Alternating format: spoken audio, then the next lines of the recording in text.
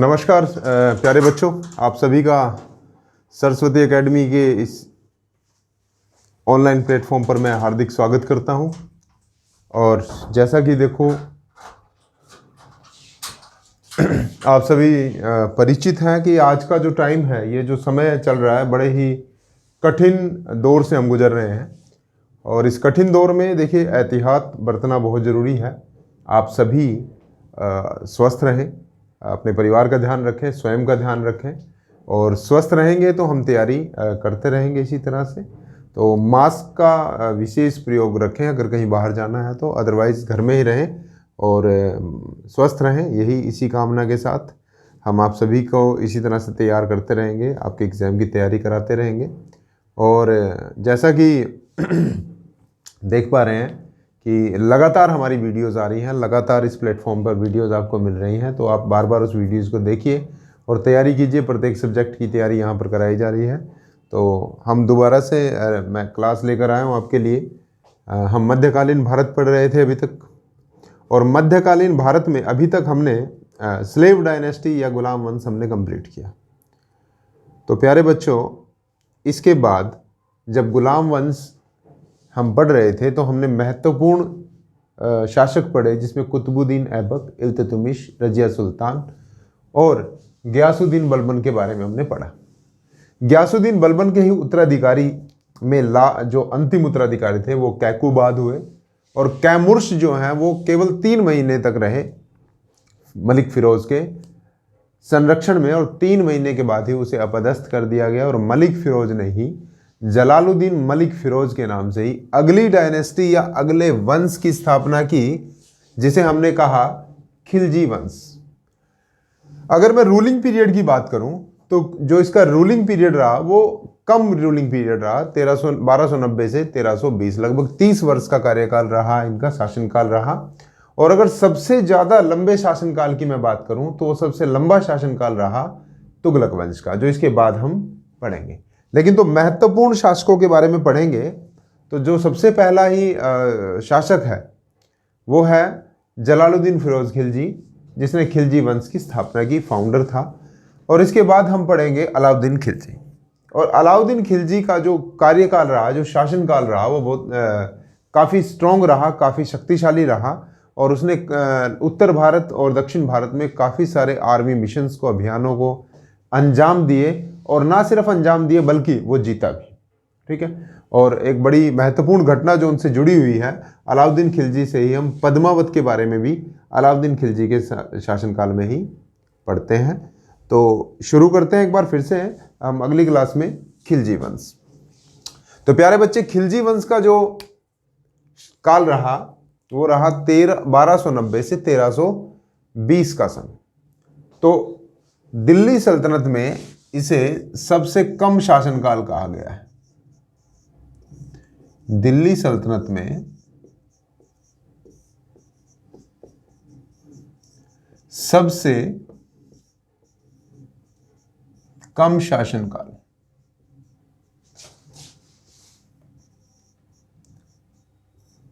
ठीक है जी भाई। दिल्ली सल्तनत में सबसे कम शासनकाल रहा किसका? खिलजी वंश का। तो सबसे पहले हम बात करते हैं संस्थापक की। भाई संस्थापक कौन था इस वंश का? देखिए, आपसे सबसे पहला ही क्वेश्चन पूछा जा सकता है कि बताइए इस वंश का संस्थापक कौन था। तो इस वंश का संस्थापक मैंने आपको बताया कि गुलाम वंश में जब कैकुबाद के बाद कैमुर्श को गद्दी पर बिठाया तो उसका संरक्षण किसको दिया गया?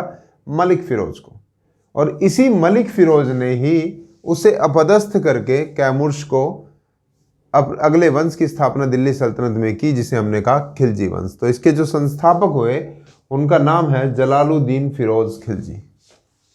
क्या नाम है? जलालुद्दीन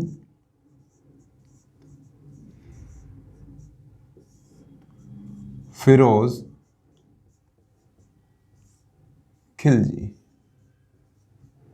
भाई ये बात तो आप अच्छी तरह से जानते हैं कि जलालुद्दीन फिरोज जो खिलजी है ये खिलजी जाति से ही बिलोंग करता है, क्योंकि अभी तक दिल्ली सल्तनत में जितने भी शासक थे वो तुर्क शासक थे।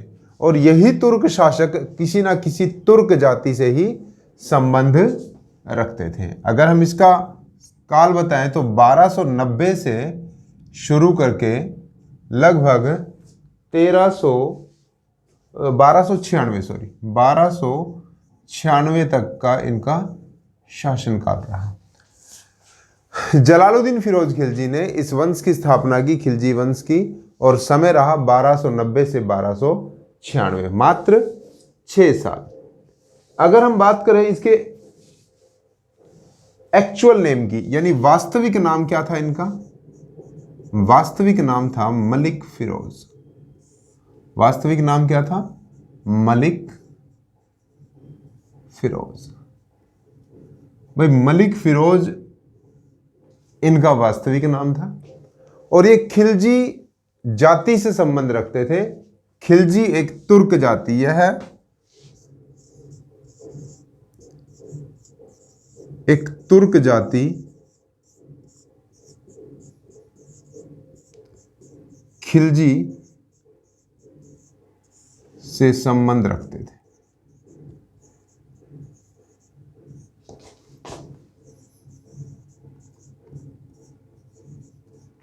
भाई 3 चीजें कवर हो गई हैं। बताइए खिलजी वंश का संस्थापक कौन था? जलालुद्दीन फिरोज खिलजी। अगर आपसे पूछ लिया जाए कि बताइए इनका वास्तविक नाम क्या था, तो इनका वास्तविक नाम था मलिक फिरोज। ये एक तुर्क जाति खिलजी से संबंध रखते थे, यानी एक तुर्क जाति खिलजी से संबंध रखने की वजह से इन्होंने अपने वंश का नाम रखा खिलजी वंश। भाई अगर हम इसके राज्याभिषेक की बात करें, भाई इसने अपना कोरोनेशन या राज्याभिषेक जो करवाया, राज्याभिषेक इसका हुआ किलोखरी के किले में। किलोखरी के किले में। भाई ये किलोखरी का जो किला है इसे कैकुबाद का किला भी कहा जाता है। इसे ही कैकुबाद का किला भी कहा जाता है।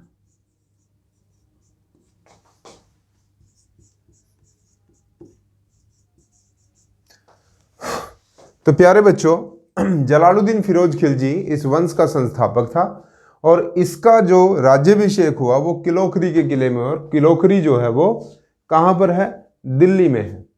दिल्ली में ही किलोखरी के किले में ही इसका राज्याभिषेक हुआ। अगर हम बात करें तो इसने जो शुरुआत की थी, इसका जो व्यवहार था, देखिए अभी तक हम जितने भी सुल्तानों की बात कर रहे हैं, जितने भी दिल्ली सल्तनत के सुल्तानों की बात कर रहे हैं, सभी का हिंदुओं के प्रति उदार रवैया नहीं था। ठीक है, तो ये क्रूर रवैया अपनाते थे। अलग अलग तरह के कर लगाए जाते थे, और सबसे पहला एक कर मैंने आपको बताया था जो हिंदुओं को देना पड़ता था, गैर मुस्लिमों को देना पड़ता था, वो जजिया टैक्स हुआ करता था। लेकिन जलालुद्दीन फिरोज खिलजी का हिंदुओं के प्रति ये पहला सुल्तान था, यह प्रथम सुल्तान था, यह प्रथम सुल्तान था जिसका हिंदुओं के प्रति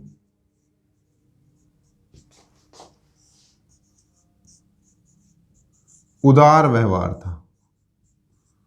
उदार व्यवहार था।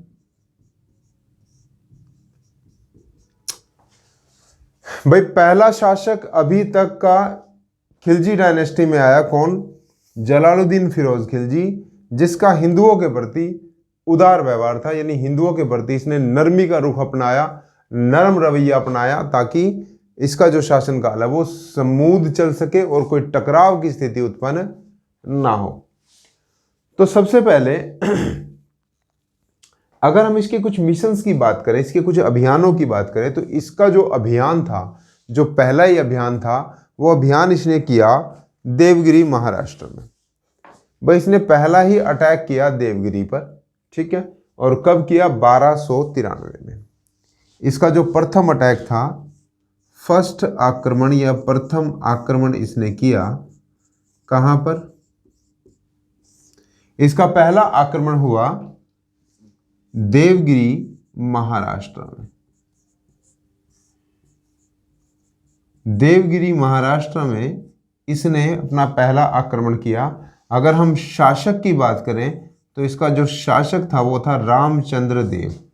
इसका शासक था रामचंद्र देव, जो कि किस वंश से था? यादव वंश से था। यादव वंश का शासक था रामचंद्र देव देवगिरी का, जिस पर इसने अपना पहला आक्रमण किया। भाई ये पहला ऐसा मुसलमान आक्रमण, ऐसा पहला मुसलमान सुल्तान था जिसने दक्षिण भारत में पहला आक्रमण किया। यानी मुसलमानों का अभी तक का जो आक्रमण थे वो उत्तर भारत तक सीमित थे, लेकिन ये पहला ऐसा शासक था जिसने दक्षिण भारत में अपना पहला आक्रमण शुरू किया। यानी इसी को कहा जाता है मुसलमानों का प्रथम आक्रमण, यानी दक्षिण भारत में मुसलमानों का प्रथम आक्रमण। इसी आक्रमण को क्या कहा जाता है? दक्षिण भारत में। ये कब हुआ भाई? ये हुआ 1293 ईस्वी में। 1293 ईस्वी में ही इसने देवगिरी महाराष्ट्र पर आक्रमण किया और रामचंद्र देव को पराजित किया। ठीक है, तो यहां तक बात समझ आई। दिल्ली सल्तनत में खिलजी वंश के जो संस्थापक थे उन्हें कहा गया जलालुद्दीन फिरोज खिलजी, उनका नाम। अगर हम वास्तविक नाम की बात करें तो मलिक फिरोज। किस जाति से संबंध रखते थे? खिलजी जाति से संबंध रखते थे। अपना राज्याभिषेक इन्होंने कहां पर कराया? किलोखरी के किले में, दिल्ली में किलोखरी के किले में, जिसे हमें कैकुबाद का किला भी कहा जाता है। ये पहला सुल्तान था जिसका व्यवहार हिंदुओं के प्रति नरम था या उदार था। इसका पहला आक्रमण हुआ 1293 ईस्वी में देवगिरी महाराष्ट्र में, जिसके शासक थे रामचंद्र देव, जो यादव वंश से संबंध रखते थे। और पहला ही आक्रमण कहाँ किया? देवगिरी महाराष्ट्र में। तो यहाँ तक स्क्रीनशॉट ले सकते हैं। इसके बाद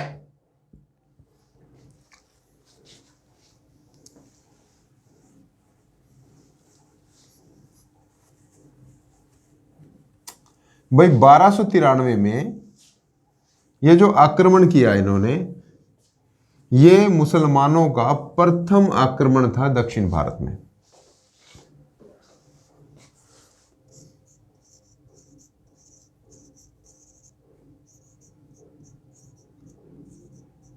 देवगिरी महाराष्ट्र, ठीक है। दक्षिण भारत में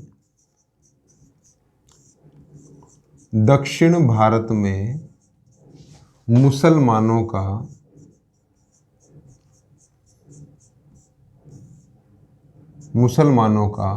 प्रथम आक्रमण। भाई मुसलमानों का प्रथम आक्रमण देवगिरी महाराष्ट्र पर हुआ। और किसने किया? जलालुद्दीन फिरोज खिलजी ने। जलालुद्दीन फिरोज खिलजी ने ही पहली बार दक्षिण भारत में देवगिरी महाराष्ट्र पर आक्रमण किया, जिसके शासक थे रामचंद्र देव, जो यादव वंश से थे। और उन्हीं पर आक्रमण ही दक्षिण भारत में मुसलमानों का प्रथम आक्रमण माना जाता है। अगर आपसे पूछा जाए HSSC या SSC या कोई भी एग्जाम आपसे पूछता है कि बताइए दक्षिण भारत में प्रथम आक्रमण करने वाला कौन मुसलमान शासक था, तो वो था मलिक फिरोज या जलालुद्दीन फिरोज खिलजी। तो यहां तक बात समझ आई आप सभी को। चलिए अब बात करते हैं। देखिए इसी के शासनकाल में इसका एक भतीजा हुआ करता था जिसका नाम था अली गुरशास्प। इसका एक भतीजा था जिसका नाम था अली गुरशास्प। और ये जो अली गुरशास्प था, इसको इसने कड़ा क्षेत्र का इक्तेदार नियुक्त कर दिया। देखिए अभी तक हम क्या पढ़ रहे थे? इक्तेदार पढ़ रहे थे। भाई हमने इक्तेदारी प्रणाली इल्तुतमिश से शुरू की थी, और ये जो इक्तेदार थे इन्हें क्षेत्र दे दिए जाते थे। तो हम बात कर रहे हैं इसका जो भतीजा था जिसका नाम था अली गुरशास्प। अली गुरशास्प को इसने कड़ा क्षेत्र दे रखा था। कड़ा कहाँ पर है? जो भाई कड़ा है वो है उत्तर प्रदेश का ही आज का कौशाम्बी डिस्ट्रिक्ट जो है वो कड़ा क्षेत्र था। उसी क्षेत्र का इक्तेदार इसने नियुक्त किया था अपने भतीजे को।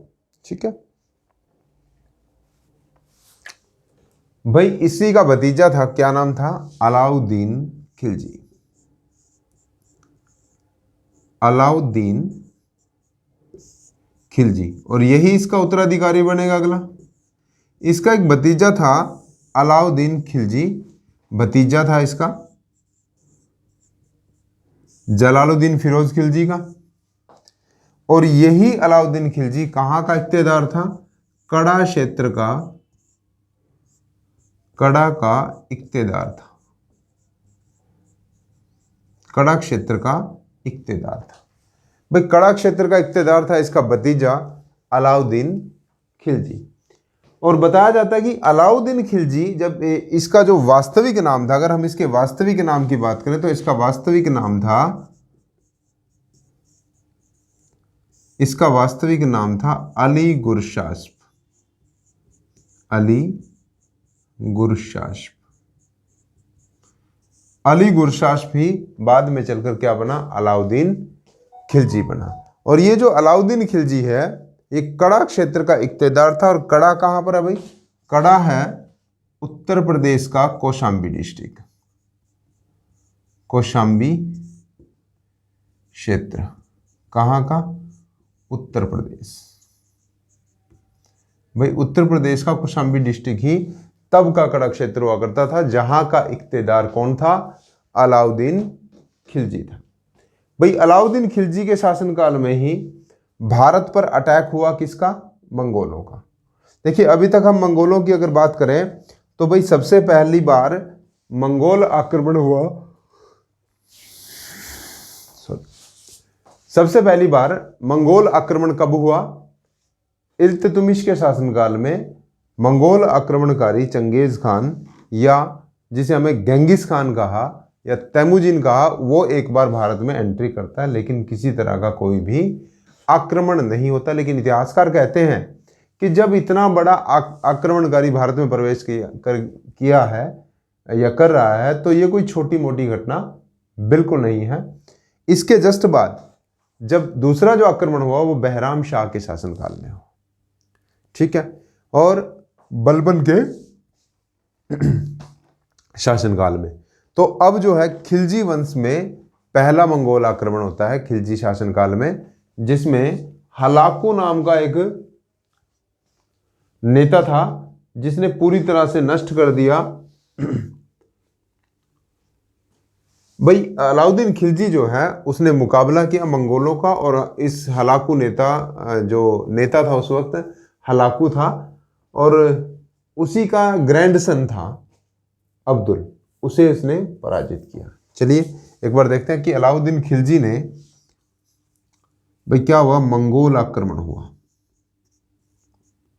मंगोल आक्रमण। और मंगोल आक्रमण किसने किया भाई? मंगोल नेता था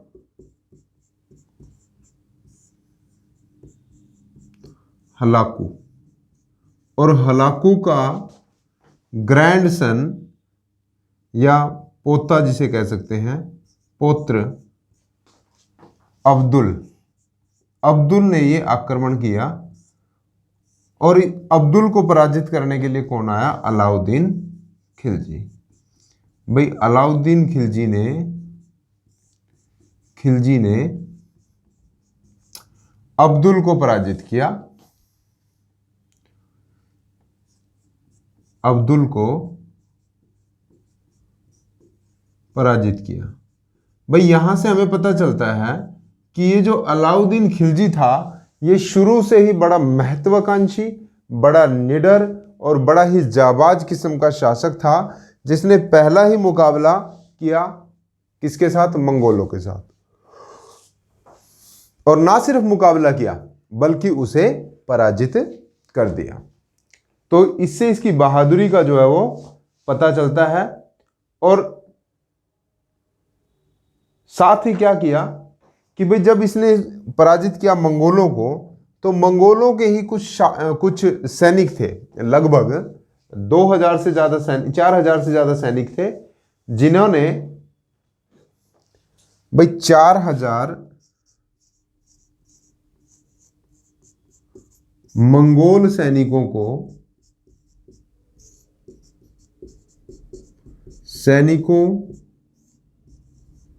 का धर्म परिवर्तन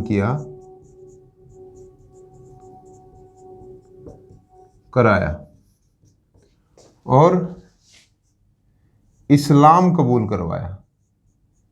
भाई इस्लाम कबूल किया इन 4000 सैनिकों ने। और इतिहासकार इन्हीं मंगोल सैनिकों को ही नवीन मुसलमान कहते हैं। क्या कहता है? इन्हीं को क्या कहा जाता है? नवीन मुसलमान। और इन्हीं नवीन मुसलमानों को जगह दी बसने के लिए दिल्ली में, जिसे क्या कहा जाता है? मंगोलपुरी। इन्हीं को क्या कहा जाता है? मंगोलपुरी कहा जाता है, जहां पर इनको बसाया। शुरुआती दौर में इसे मुगलपुर कहा जाता था, लेकिन धीरे धीरे बदलकर धीरे धीरे वो चेंज होता गया। और चेंज होने के बाद ये जो नवीन मुसलमान थे, इन्हें बसाया गया कहां पर? मुगलपुर शहर में। दिल्ली में ही मुगलपुर शहर था, जो बाद में क्या बन गया? मंगोलपुरी। बाद में क्या बन गया? मंगोलपुरी बन गया। तो यहां से देखिए हम बात कर रहे थे किसकी? जलालुद्दीन फिरोज खिलजी की। और जलालुद्दीन फिरोज खिलजी का ही अगला उत्तराधिकारी, उसी का भतीजा कौन था? अलाउद्दीन खिलजी। और इसी अलाउद्दीन खिलजी ने अपनी महत्वाकांक्षा का और अपनी निडरता का परिचय दिया। कब? जब उसने पहली बार मंगोल आक्रमण का सामना किया। ना सिर्फ सामना किया, बल्कि मंगोलों को पराजित किया। और पराजित करने के बाद 4000 मंगोल सैनिकों को क्या किया? धर्म परिवर्तन कराया, इस्लाम अपनवाया। और इस्लाम अपनाने के बाद उन्हें दिल्ली में ही बसने की जगह दी, जिसे पहले कहा गया मुगलपुर, और आज उसका नाम क्या है? मंगोलपुरी। इन्हीं 4000 मंगोल सैनिकों को क्या कहा जाता है इतिहास में? नवीन मुसलमान। एक सेकंड होल्ड करेंगे।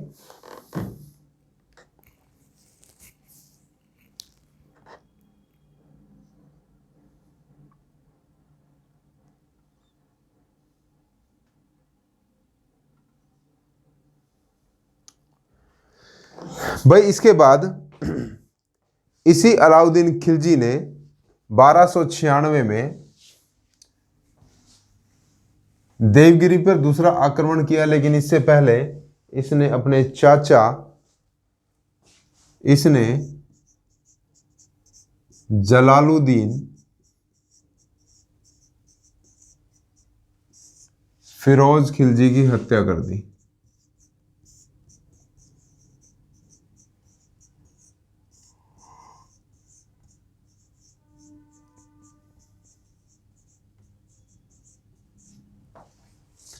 भाई जलालुद्दीन फिरोज खिलजी की हत्या कर दी अलाउद्दीन खिलजी ने। और गद्दी पर बैठा अगला शासक। कब? यह हत्या कब की? 1296 में। 1296 में जलालुद्दीन फिरोज खिलजी की हत्या कर दी। हत्या कर ये गद्दी पर बैठा अगला सुल्तान बनकर, जिसका नाम था अलाउद्दीन खिलजी। और वास्तविक नाम आप अच्छी तरह से जान गए हैं। क्या नाम था इसका? वास्तविक नाम था अली गुरशास्प। इसके बाद जो अगला जो शासक है, उसे कहा है अलाउद्दीन खिलजी।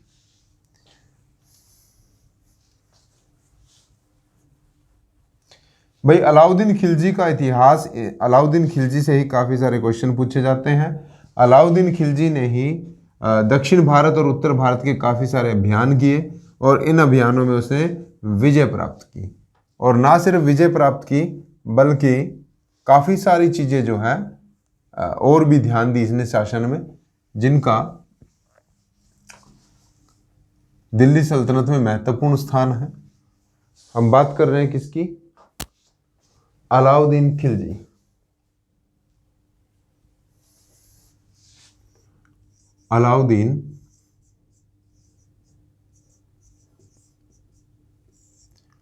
अलाउद्दीन खिलजी, ठीक है। 1296 से 1316। 1296 से 1316 ईस्वी तक इसने शासन किया अलाउद्दीन खिलजी ने। वास्तविक नाम आप अच्छी तरह से जानते हैं, वास्तविक नाम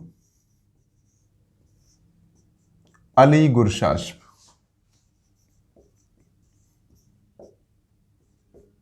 अली गुरशास्प। अलाउद्दीन खिलजी का वास्तविक नाम था अली गुरशास्प। आप अच्छी तरह से जानते हैं जलालुद्दीन फिरोज खिलजी के शासनकाल में ये कड़ा क्षेत्र का इख्तियार हुआ करता था और पहली बार इसने मंगोल आक्रमण का इसने सामना किया और उस आक्रमण का ना सिर्फ सामना किया बल्कि पराजित किया मंगोलों को और 4000 सैनिकों को इसने नवीन मुसलमान बनाया।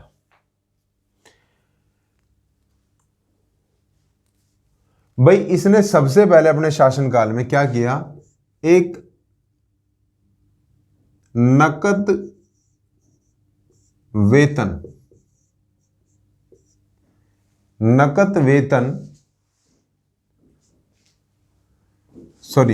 सेना में नकद वेतन, सेना में नकद वेतन, ठीक है जी, और स्थायी सेना रखी इसने।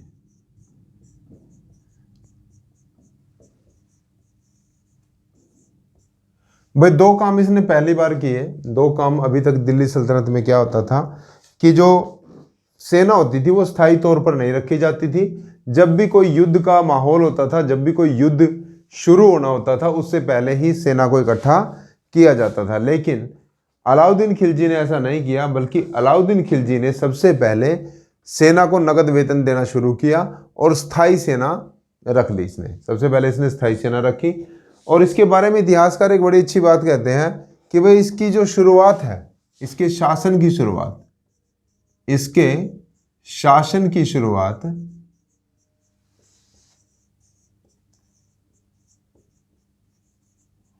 शासन की शुरुआत धोखे से, परोपकार से हुई।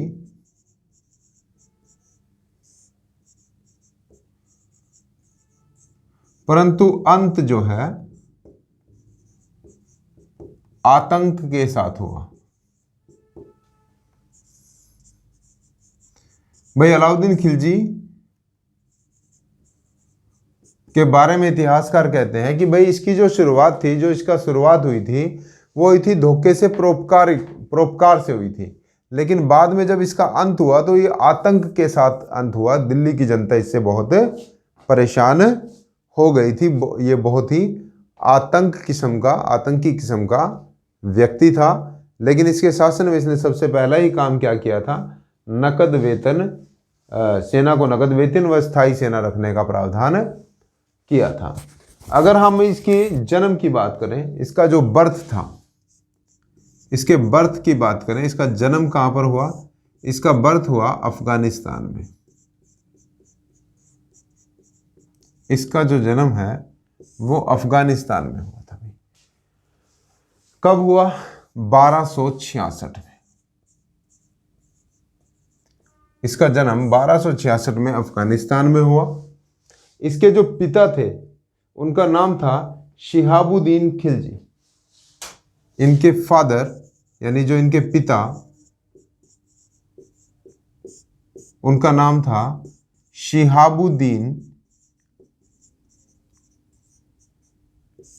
खिलजी।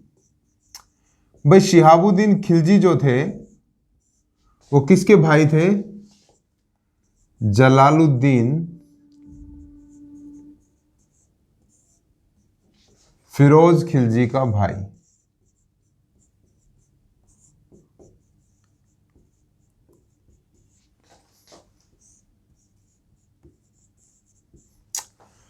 भाई शिहाबुद्दीन खिलजी जो है फिरोज खिलजी का भाई था। और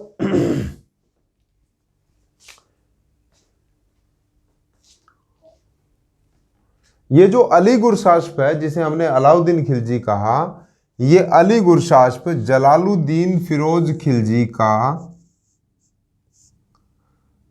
दामाद बना अलाउद्दीन खिलजी। भाई अलाउद्दीन खिलजी जो है वो दामाद बना किसका? भतीजा भी था और दामाद भी था किसका? जलालुद्दीन फिरोज खिलजी का। जलालुद्दीन फिरोज खिलजी का दामाद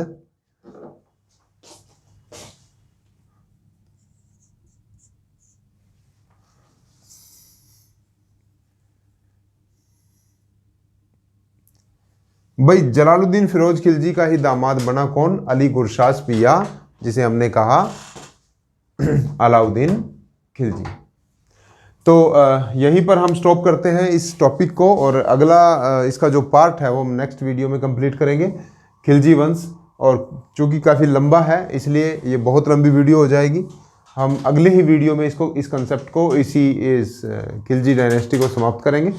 तो एक बार फिर से मैं आप सभी का धन्यवाद करता हूं, और आप किसी भी वीडियो को पूरी कंप्लीट वीडियो देखें। जितना वीडियो देखेंगे उतनी चीज़ें आपको समझ आएंगी। Thank you very much.